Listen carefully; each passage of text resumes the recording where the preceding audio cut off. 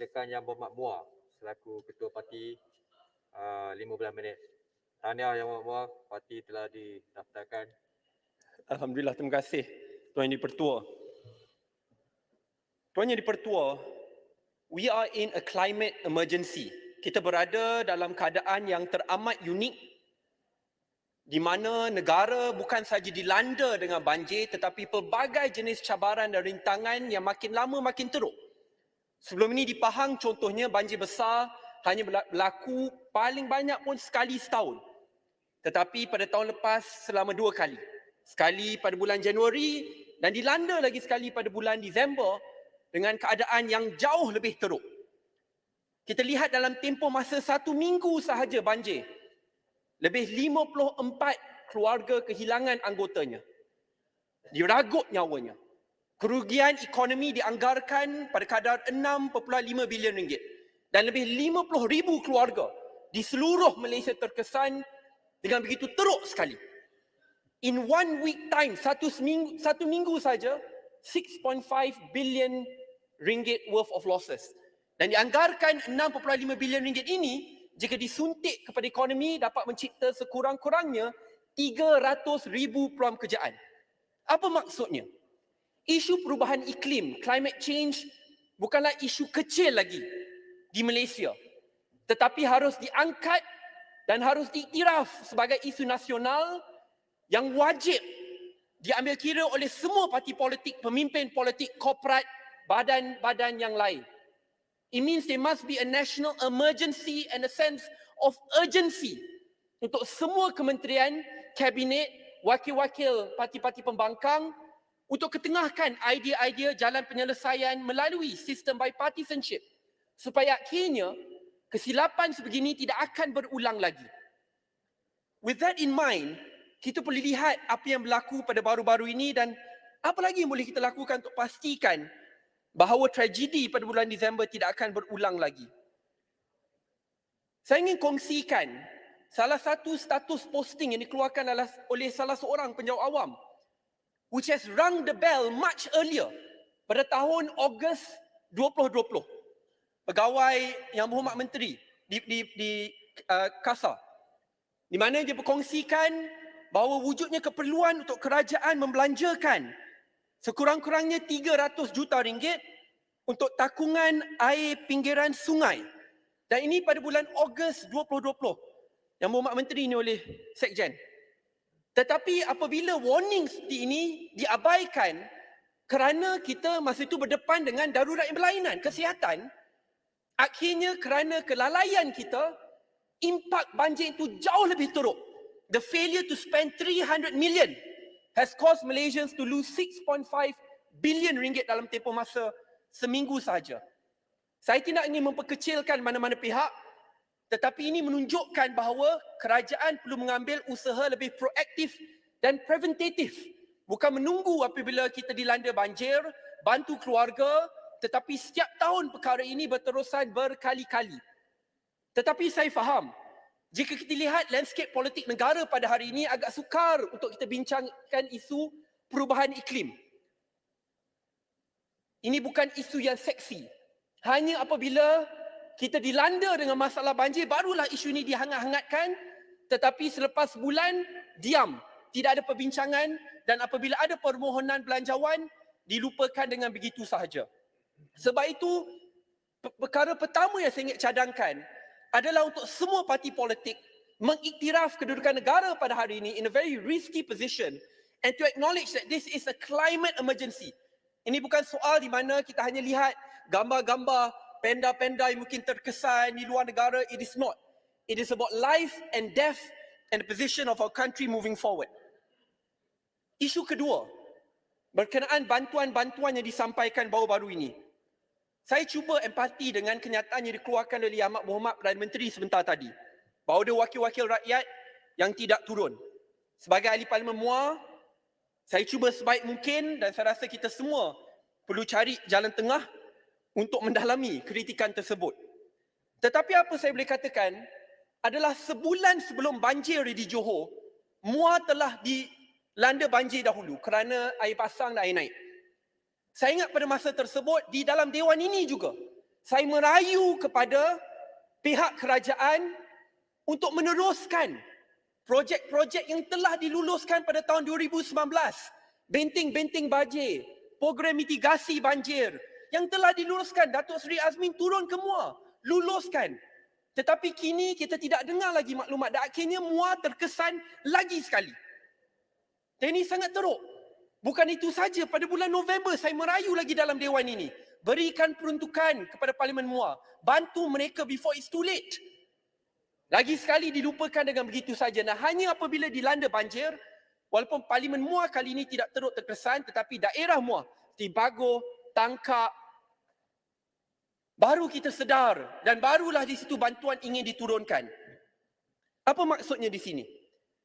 Apabila negara dilanda banjir, kita perlu mengembeling tenaga pada peringkat awal lagi proaktif untuk keluarkan jalan penyelesaian jangka masa panjang. Yang kedua, apabila itu berlaku, put politics aside and work together. Sebab itu, saya terhutang budi kepada rakyat Malaysia. Terhutang budi kerana walaupun saya merupakan ahli parlimen bebas pada masa tersebut, dalam tempoh masa 3 minggu misi banjir, rakan-rakan kepimpinan muda berjaya mobilisasi dan rekrut 11,000 sukarelawan di seluruh Malaysia dan kerahkan mereka untuk bantu mangsa-mangsa banjir. Dan berjaya mengutip dana daripada lebih 62,000 rakyat Malaysia yang akhirnya jumlahnya mencecah 3.5 juta ringgit Malaysia untuk membantu mangsa-mangsa banjir.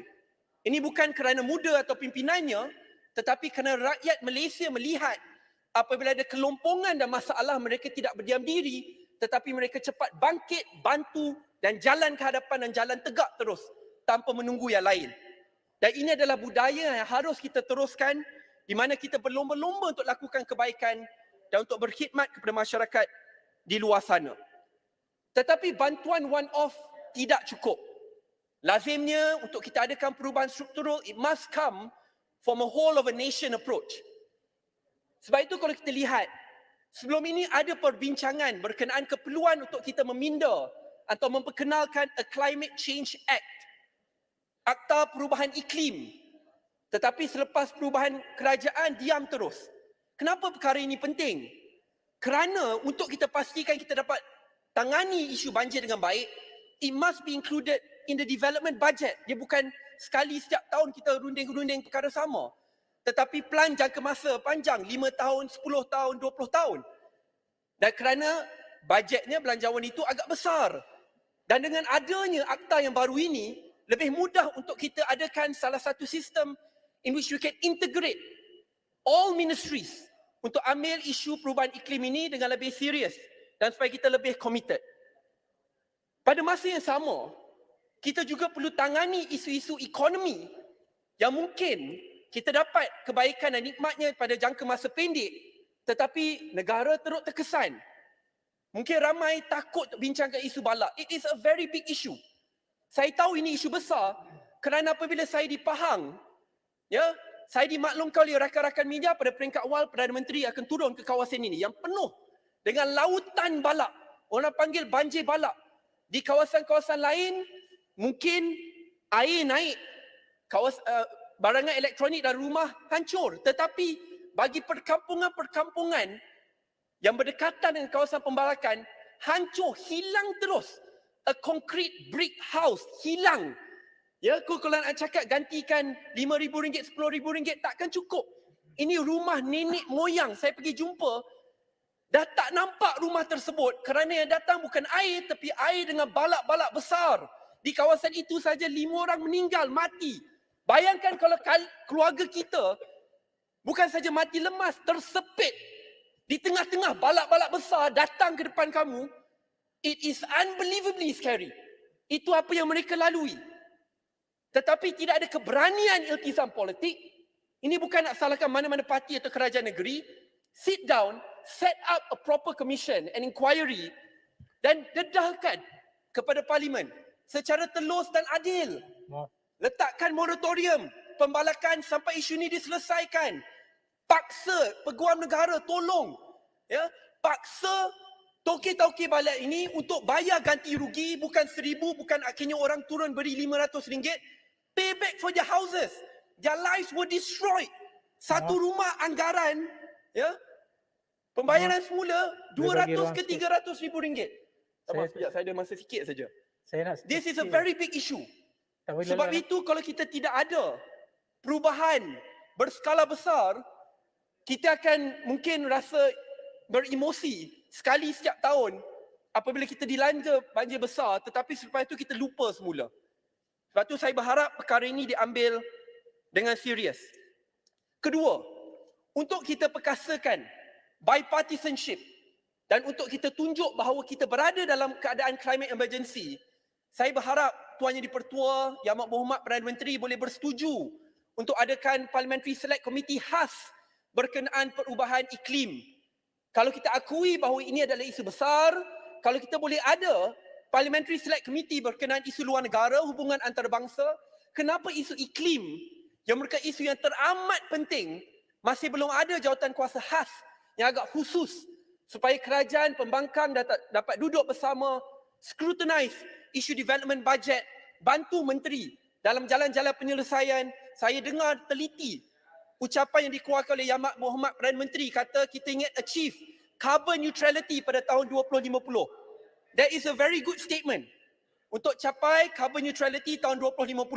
Tetapi untuk kita capai carbon neutrality tersebut, komitmen yang awal perlu dibuat dengan sokongan kerajaan dan pembangkang, dengan dana yang sangat besar, dengan buy-in daripada sektor swasta, perubahan-perubahan yang agak sukar daripada sudut ekonomi. Tetapi kalau kita ada iltizam politik untuk lakukan, saya agak yakin kita dapat lakukan perkara tersebut. Ketiga, saya ingin cadangkan di sini juga bahawa salah satu the way of accountability forward, sebab kalau ada yang kata bahawa kita sudah mobilisasikan, tadi kita dengar saya dah ada on the ground sejak hari pertama, semua orang boleh kata. Tetapi yang jelas di sini, setiap tahun ada dana khas bagi NADMA, MKN untuk membeli aset-aset yang agak mahal, ya. Dan kita lihat 2 bulan sebelum banjir besar itu, Yang Amat Berhormat Perdana Menteri ada buat launching besar-besaran. Gagah tunjukkan segala jenis amphibious vehicles yang sangat mahal baru dibeli, tunjuk boleh masuk air, keluar air. Tetapi sebagai salah seorang yang berkhidmat di Taman Seri Muda daripada hari pertama sampai ke hari keempat yang agak teruk, yang saya nampak lebih banyak sejujurnya adalah wakil-wakil sukarelawan bawa white water rafting punya boat, kayak-kayak yang baru dibeli, bot-bot sampan kerana saya pinjam daripada nelayan-nelayan muar. Itu saya lihat sekurang-kurangnya 90% is from this group of people. Maksudnya, bukan saja there is a break in chain of command, tetapi mana kita menempatkan aset-aset itu juga memainkan peranan yang sangat penting. So apabila dikeluarkan arahan, mobilisasi, ia juga datang juga dengan agak cepat dan tidak lewat. So there must be a proper scrutiny and accountability with what happened. Mana pergi aset-aset mahal dan luar biasa ini, kenapa kita tidak berjaya mobilisasikan dalam tempoh masa yang singkat, dan selepas itu kita boleh tahu supaya apabila kita dilanda banjir lagi, kita lebih bersedia. Yang terakhir, saya berharap selepas musim banjir ini, kita tidak lupakan isu perubahan iklim, a climate emergency which we are in today. Kerana mudah untuk kita lupakan, mudah untuk kerajaan negeri kata kita perlukan duit-duit daripada tauke-tauke balak kerana itu adalah sumber pendapatan negara. Mudah untuk kita katakan isu carbon neutrality tidak penting kerana kita perlukan industri-industri besar, manufacturing industry untuk pastikan bahawa kita ada peluang kerja yang baik.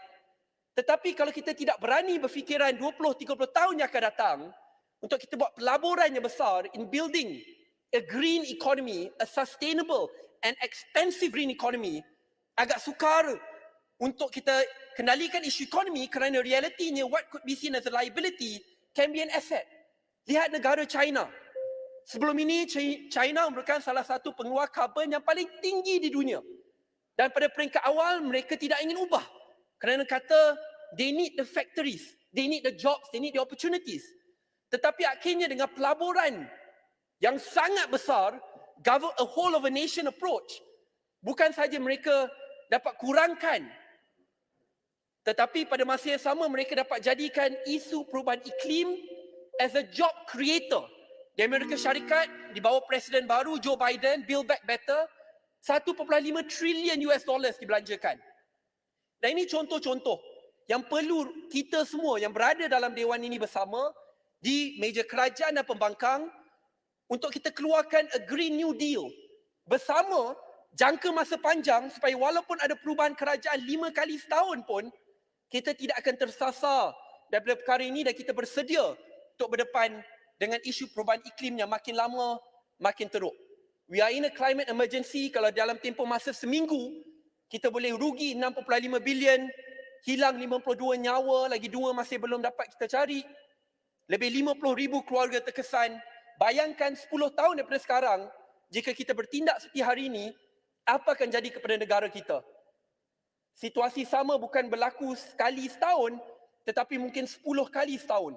Only when it is too late will we regret. We need to act today. Terima kasih Tuan Yang Pertua. Terima kasih Yang Mulia. Seterusnya Yang Muhammad Khalil Rai, silakan.